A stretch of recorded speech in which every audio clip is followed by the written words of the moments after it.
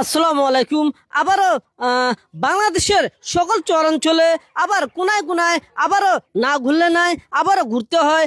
ঘুরতে ঘুরতে আমি দেখতে পারলাম এই নদীর কিনারের উপরে মসজিদ আছে।